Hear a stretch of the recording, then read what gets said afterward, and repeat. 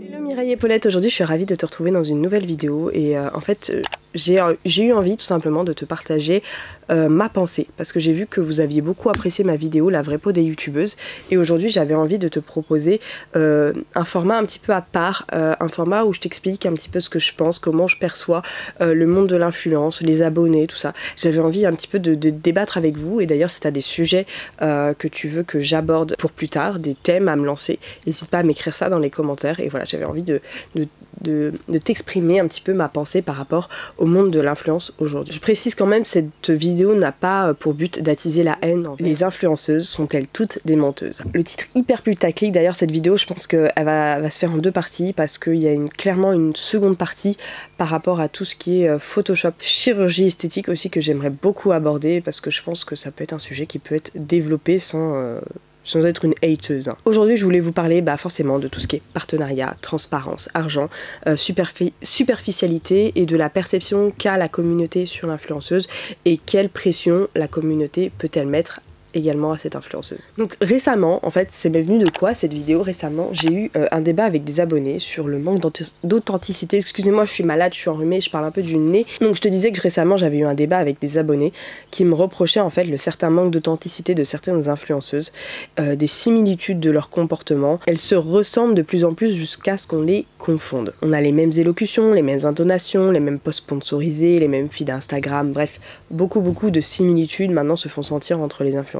D'ailleurs, vous êtes très nombreuses à me demander si telle ou telle marque naturelle, vantée par X ou Y Mireille, est vraiment naturelle ou si c'est tout simplement Lapin du Gain qui leur font dire ça et le marketing abusif dont font preuve certaines marques. Bref, les posts sponsorisés font couler beaucoup d'encre quant à la sincérité des influenceuses et en fait j'avais aussi envie d'en parler. Donc de par mon travail de créatrice de contenu, donc je suis une entreprise, je te le rappelle parce que maintenant je vis accessoirement de YouTube, je suis amenée à recevoir forcément des mails de partenariat tous les jours. Alors je te parle pas des partenariats dropshipping que là je mets direct dans la corbeille, j'étudie même pas la proposition, c'est poubelle, ou alors je leur envoie un beau screen de AliExpress avec leurs produits qu'ils vendent 10 fois plus cher, voilà, bref, gros troll. Mais non, je te parle vraiment des mails d'agences qui sont sérieuses, de marques qui sont sérieuses. Voilà, je te parle vraiment de ça. Je suis amenée à recevoir des mails de partenariat avec des grosses sommes qui me sont proposées pour faire des vidéos ou des placements de produits, ou pas d'ailleurs. On va peut-être en parler dans une prochaine vidéo parce que 90% du temps, nous n'avons pas de budget. Dixit, une marque qui fait 5 millions d'euros de chiffre d'affaires en 2017, mais bon, ça c'est pas grave. Parlons, on en parlera après, on va spill the tea après. Voilà, les marques vont me proposer 1500 € pour une vidéo YouTube, 500 € pour un post Instagram, voilà, ce genre de choses. Très clairement, je pourrais me faire des ovaires en or massif si j'acceptais tous les partenariats qui me sont proposés aujourd'hui par mail. D'ailleurs, en 2015, à l'heure à laquelle l'influence marketing n'était pas hyper développé, Nabila avouait toucher 1500 € pour une simple photo Instagram sans même ni légende ni quoi que ce soit. Donc on voit bien que l'influence marketing ne date pas d'hier et les marques commencent à avoir de plus en plus de budget à allouer à l'influence marketing, justement parce que ça a beaucoup plus d'impact qu'une simple publicité dans un magazine ou à la télévision. Bon, et bien souvent, les partenariats qui me sont proposés, ce sont les mêmes partenariats qui sont proposés à 80% des influenceuses. Des soins pseudo-naturels, des savons lait de chèvre, tourisme médical en Tunisie, des compléments alimentaires, en veux-tu en voilà, des régimes liquides pour avoir un corps parfait avant l'été. Ces mails-là, j'en reçois juste 15 par jour. Et souvent ils me proposent, comme ce sont des grosses entreprises, ils me proposent un minimum, je dirais minimum 500 € pour faire du contenu. Et avec des briefs, des scripts, des pages entières. Je suis désolée, si vous entendez du bruit, c'est que j'ai ouvert ma fenêtre et qu'il pleut et il y a un avion qui passe au-dessus, voilà. Et donc je te disais, avec des scripts, des briefs, tout fait avec ce que je dois dire souvent au mot près. Comme si les créateurs de contenu étaient incapables de créer quelque chose par eux-mêmes. Mais bon, c'est une autre histoire que j'aborderai plus tard. Mais j'accepte honnêtement que très peu de partenariats rémunérés parce que je suis quelqu'un qui n'aime pas être bridé, qui n'aime pas être dirigé. Si je bosse aujourd'hui, si je suis aujourd'hui mon propre patron, c'est pas pour qu'une marque m'impose de faire quoi que ce soit. Voilà, qu'on soit clair. Donc c'est pas demain la veille que ça va commencer. Et en plus de ça, j'ai conscience que vous faire consommer et vous faire surconsommer ne va pas forcément vous rendre plus heureuse. Faut que je me mouche. Qui se mouche avec du PQ? pouce bleu pour le PQ. Et aussi certains partenariats ne sont pas du tout en accord avec ma ligne éditoriale qui est quand même le bio, l'éthique, les marques clean, les marques ont de bonnes compositions. En plus de ça, lorsque je fais des partenariats, c'est toujours très explicitement dit à l'oral, c'est toujours écrit dans la barre d'infos quand c'est un partenariat. Bref, je le dis verbalement et à l'écrit, sauf que pour certaines ça vous pose des problèmes. C'est là où je me dis merde, c'est quand même étrange. Je me souviens, j'ai eu plusieurs réflexions au moment de Noël, parce que j'ai fait plusieurs partenariats de suite rémunérés, et on m'a reproché de faire des partenariats, sauf qu'il faut savoir qu'à Noël, c'est là où les marques développent le plus de budget pour mettre en avant forcément tout ce qui est cadeau de Noël, etc. Donc forcément, à Noël, logiquement, c'est là où il y a le plus de promotion. Logique jusque-là. Mais du coup, à Noël, certaines d'entre vous m'ont reproché de faire du sponsorisé, m'ont reproché d'écrire voilà, sponsorisé sur mes posts, sur mes vidéos YouTube. M'ont reproché cette transparence. J'ai trouvé ça très très fort de café. J'ai été assez dégoûtée d'ailleurs de recevoir ce type de commentaires, parce que c'est grâce à des marques bio, naturelles, tout ça, que j'ai pu me payer mon équipement, que j'ai pu voilà, vous faire des vidéos de qualité, bref, faire des trucs propres quoi. Petit aparté, je n'ai rien d'ailleurs contre les partenariats rémunérés. J'ai juste un problème avec le manque d'éthique de certaines marques, le manque de transparence de certaines influenceuses et le fait qu'il y ait un marketing outrancier, un marketing fallacieux et mensonger. Voilà, c'est juste ça mon problème souvent avec les posts sponsorisés. Mireille, pendant le montage de cette vidéo, il y a une vidéo qui a été publiée par Gossip YouTube que je me dois de vous partager si l'enquête qu'elle a proposée dans cette vidéo, si tout cela s'avère vrai. Donc en fait, il s'agit d'une Instagrammeuse qui est très très connue, qui s'appelle Chloé B. Donc elle est très connue, elle a un feed Instagram parfait, enfin bref, tout ce que je t'ai décrit vraiment précédemment. Tout est magnifique, vraiment le feed qu'on rêverait d'avoir. Donc merci Gossip YouTube pour cette vidéo qui fut fort intéressante. Et donc cette fameuse Chloé B, dans ses stories Instagram, tout simplement, elle fait la promotion d'une marque de bijoux. Sauf que dans ses stories, on ne sait malheureusement pas si c'est sponsorisé ou pas, il n'y a aucune mention de sponsorisation, enfin bref, elle dit qu'elle a reçu toute la collection de bijoux, elle est très enchantée, elle est très heureuse de mettre cette marque en avant sur son Instagram, sauf que Gossip YouTube a mené sa petite enquête. Elle s'est rendue compte que la marque disait être faite en France et être créée en France, etc. Enfin vraiment, il y avait pas mal de valeurs de ce côté-là. Et également que les fonds utilisés sur l'Instagram de la marque et sur celui de Chloé B est très ressemblant. Bien entendu, il y a d'autres détails, je vous invite à checker sa vidéo. Et en commandant des bijoux de la marque, elle s'est rendue compte que l'adresse était exactement la même que l'autre société de Chloé B, la fameuse société de maillots de bain qui a fait tant de bad buzz l'année dernière puisque c'était des maillots de bain issus d'AliExpress. Puis elle s'est également rendue compte que les bijoux qu'elle proposait à la vente étaient également proposés en vente sur AliExpress à des prix beaucoup moindres. Enfin bref, cela me rappelle un bad buzz qu'il y avait eu pour un sac Dior. Il y avait eu beaucoup d'Instagrammeuses qui avaient reçu un sac Dior en échange de faire de la promotion sur leur Instagram et ça s'est vu parce que toutes le même jour elles ont posté leur fameuse photo avec le nouveau sac Dior et justement ça a fait un bad buzz pour Dior puisqu'aucune mention sponsorisée n'avait été écrite sous leur post. En tout cas beaucoup de marques se mettent à utiliser ce même modèle économique là qui n'est pas forcément très sain. Laissez-moi vous raconter quelque chose de croustillant. Vous savez que ces mails que je reçois de partenariat avec des certaines sommes d'argent à la clé, d'autres personnes que moi, d'autres blogueuses, bio ou pas bio, les reçoivent, ces mêmes mails. Et quelques semaines plus tard, en général, je vois popper du contenu, pop, comme ça, sur mon feed Insta, sur mon feed YouTube, en mode « Hey, coucou les filles, tous les hivers j'utilise ça pour me soigner et ça marche vachement bien !» Et toi, il y a 3 semaines, t'as reçu le mail avec la proposition, le mec te proposait 1000 balles pour faire une vidéo YouTube, et t'es là genre... Tous les hivers. Tous les hivers. Ça fait que 3 semaines qu'on a été démarché, tu écris tous les hivers. Et en plus de ça, c'est pas le pompon sur la Garonne, c'est que en regardant un petit peu plus, je vois que il n'y a ni mention sponsorisée, ni mention partenariat, ni le timide hashtag ad qui veut dire pub en anglais. Je te dis, mais est-ce qu'elle nous prend vraiment pour des jambons? Donc tu te dis, 3 semaines avant, la marque a fait une escalade de prix, elle t'a proposé 500, 600, 700, 1000 euros, tu leur as toujours dit non, et 3 semaines plus tard, tu vois... Bref, tu vois ça, tu te dis, ok, les influenceuses, c'est vraiment pas ce que je croyais. À l'époque où moi-même j'étais une abonnée, tu te dis, ah ok d'accord. Bref, reprenons au sérieux, parfois des fois je défile des comptes Insta, comme ça je découvre des trucs, et je vous mens pas, quand je défile ces comptes Insta, parfois j'ai l'impression de faire mon historique Gmail de demande de partenariat, tellement c'est bardé de promotions dissimulées pour les marques qui m'ont contacté quelques semaines avant. Donc du coup des fois j'étudie ces profils, tu vois, c'est un petit peu mon sujet d'étude, je me dis mais pourquoi font-elles ça? Bref, je me pose des questions, donc je les étudie ces comptes Instagram. Et en fait je me suis rendu compte d'une espèce de corrélation entre voilà, partenariat à outrance et la façon dont ces influenceuses exposent leur mode de vie. Donc en général le point commun de toutes ces jeunes femmes c'est qu'elles ont des profils qui sont hyper étudiés, un environnement ultra aseptisé, pas de place pour l'imprévu, une personnalité qui est toujours douce, souriante, gentille au possible, voilà, tout est parfait chez elle, le setup YouTube est étudié, on n'est clairement pas dans mon grenier comme je le suis actuellement, mais il n'y a rien de grave à ça, tu vas me dire, il n'y a rien de grave, je suis totalement d'accord avec toi. Sauf que l'autre jour, voilà, dans le fil de ma réflexion, je suis tombée sur une vidéo d'une jeune femme qui mentionnait les comptes Instagram qui lui plaisaient le plus.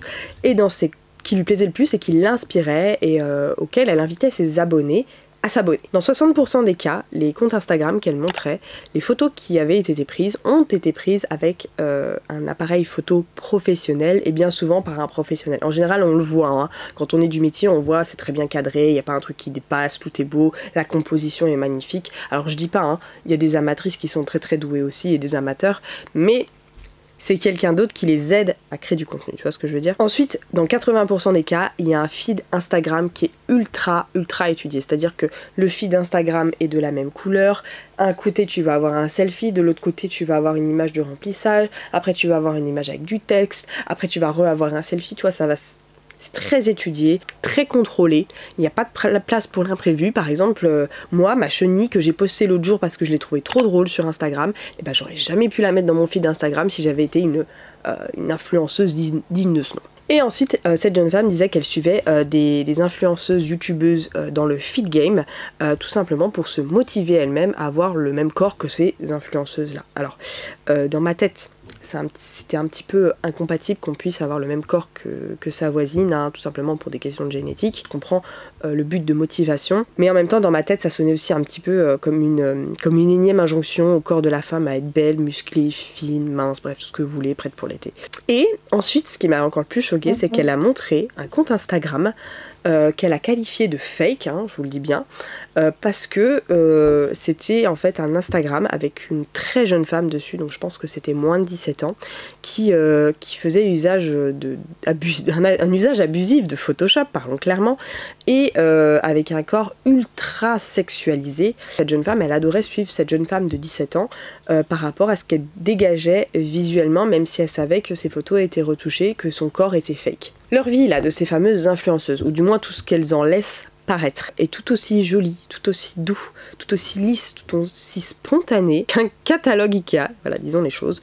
Il n'y a rien qui dépasse, il n'y a pas de place pour du moins beau, du moins joli, du moins instagrammable. Et aujourd'hui, en fait, j'ai l'impression que les comptes Instagram qui montrent la réalité telle qu'elle est, telle qu'elle existe, qui n'ont pas vraiment professionnaliser leur contenu, n'ont que finalement peu d'intérêt pour l'audience. Ils sont très peu suivis, très peu partagés, même s'ils proposent de très bons conseils, de très bonnes astuces naturelles ou pas, de conseils maquillage ou pas. En fait, j'ai l'impression que ce que les gens veulent voir à tout prix, c'est absolument ce sont tout le temps des gens parfaits, des gens avec des maisons parfaites, du mobilier hors de prix, avec des corps défiant toute loi de la gravité, avec des cosmétiques miraculeux et le tout saupoudré d'une aura magique. Enfin, en tout cas, c'est ce que j'ai l'impression que les gens veulent voir aujourd'hui. Et comme l'ont compris les influenceuses, comme les gens veulent voir du beau, du magique, forcément c'est ce que l'audience veut voir qui va primer sur la création de contenu, donc c'est ce qu'elles mettront en place. On note aussi souvent que l'audience ne veut pas voir du hashtag sponsorisé, donc forcément on le passe sous silence.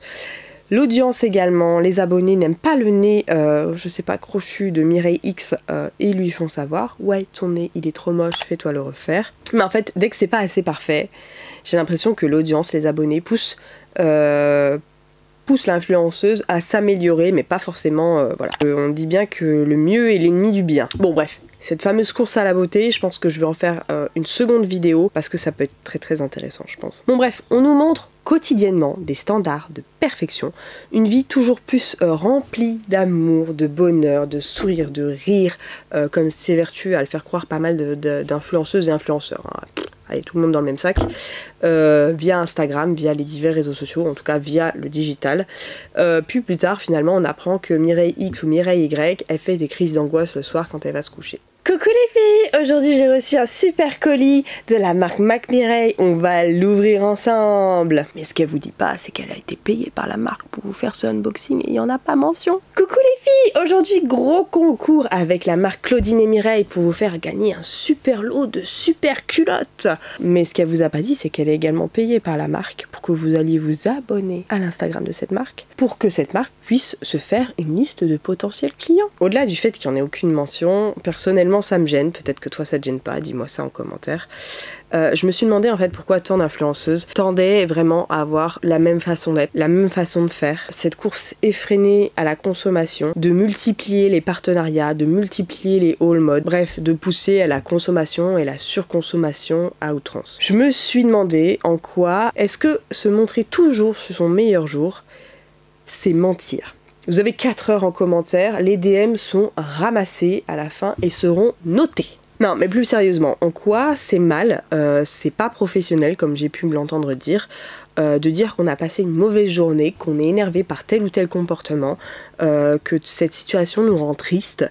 Bref, en quoi ce n'est pas professionnel. Maintenant que je suis passée en fait d'abonnée à créatrice de contenu, que je suis passée en fait de l'autre côté de cette barrière, je me suis rendu compte en fait qu'il y a beaucoup, mais beaucoup trop de personnes qui vous prennent pour des jambons. Et honnêtement, ça me rend folle, très clairement. Je peux te dire que beaucoup te mentent, voilà, te mentent sur leur bonheur, sur leur vie, sur leur personnalité, surtout, c'est surtout ça. En fait, ces gens se cachent vraiment derrière une prétendue perfection pour toujours te vendre plus, encore plus, 3 fois plus cher, de te vendre des produits inutiles, voire dangereux pour ta santé. Tout ça pour se faire de l'argent sur toi. Parce que oui, c'est ton argent qui les paye. Parce que oui, toi, petite Mireille ou petite pas Mireille qui me regarde derrière ton écran, sache que tu es une monnaie d'échange pour tous les influenceurs, influenceuses que tu suis. Vraiment, prends-en conscience. L'autre jour, j'ai même vu un placement produit, c'était ridicule. La meuf, elle était là. Ah, oh, qu'est-ce que c'est? Je ne sais pas ce que c'est. Ah, je ne sais pas à quoi ça sert, mais c'est génial! Je te mens pas, véridique. Et je suis encore plus peinée pour tous les abonnés qui se sont fait arnaquer par des personnes avides et cupides d'argent, avec des arnaques extrêmement bien ficelées. Ça, je suis encore plus peinée. Bref, tout ça pour dire que quand tu suis quelqu'un et que tu likes une photo d'une nana avec d'une nana sur un bateau avec un fameux diarrhété sur le côté du bateau et que tu likes cette publication, tu la pousses à aller toujours plus loin dans cette direction. Quand tu likes une photo d'une personne qui est dans des positions très suggestives, tout ça pour te vendre une whey dégueulasse, de liker une photo d'une femme qui vient d'accoucher et qui te vend des brûle-graisses à grand renfort de Photoshop sur son petit ventre postpartum, sache que tu la pousses également à continuer et que tu l'encourages à continuer dans ce comportement-là. Et tu encourages également d'autres personnes à faire exactement pareil. Montrer qu'un comportement n'est pas bon ou qu'il peut avoir des répercussions négatives, c'est pas être une hateuse ou je sais pas quoi, ou c'est pas bâcher non plus, hein. C'est juste montrer que parfois le comportement peut faire plus de mal que de bien. Et je dis pas que ce qu'elles font est fondamentalement mal, même si ça peut être perçu comme ça. Je dis juste que ce qu'elles font ne correspond pas avec la réalité des choses, que c'est falsifié. Après, je comprends totalement qu'on puisse aller sur les réseaux sociaux pour rêver, pour s'évader, pour s'inspirer, ou qu'on aime regarder du contenu visuellement attrayant, beau, quand notre quotidien ne l'est pas forcément. Je comprends totalement. Je comprends également que regarder du contenu professionnalisé est beaucoup plus attractif qu'une simple photo d'un coucher de soleil à l'arrache. J'ai l'impression que depuis quelques temps, on ne poste plus sur Instagram pour poster. J'ai l'impression qu'on y poste pour gagner de la visibilité, gagner des abonnés. Vraiment, j'ai l'impression que beaucoup d'influenceuses se basent sur le fait d'offrir du beau pour gagner des followers. J'espère que c'est une tendance qui va s'estomper, puisque désormais Instagram a annoncé qu'il n'y aurait plus d'affichage de likes sur les photos. D'ailleurs, c'est une mesure qui est déjà mise en place au Canada. Les likes ne s'affichent plus sur les photos. Ces fameux likes d'ailleurs qui donnent un shoot de dopamine, je crois, aux personnes qui sont accros aux réseaux sociaux. Quoi qu'il en soit, j'ai vraiment l'impression, j'ai ce sentiment qu'il y a de plus en plus d'influenceuses qui tendent vraiment à se montrer sous un jour pas fait.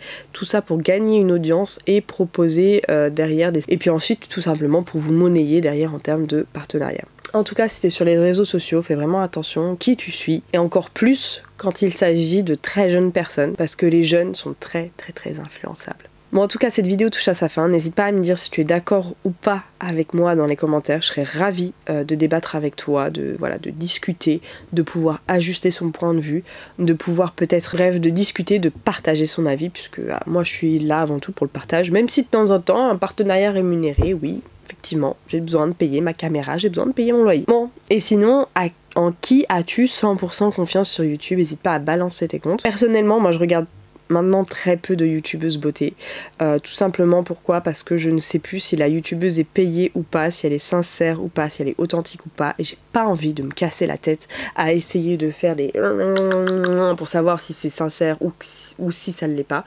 Je regarde principalement des hommes, tout simplement parce que je préfère nettement la façon dont ils font leur placement produit, notamment je pense à Nota Bene et à Chez Chounet qui font des placements produits comme des gros porcs, et c'est tellement bien fait, c'est tellement évident que j'en regarde le placement produit avec grand plaisir, même si ça m'intéresse pas forcément.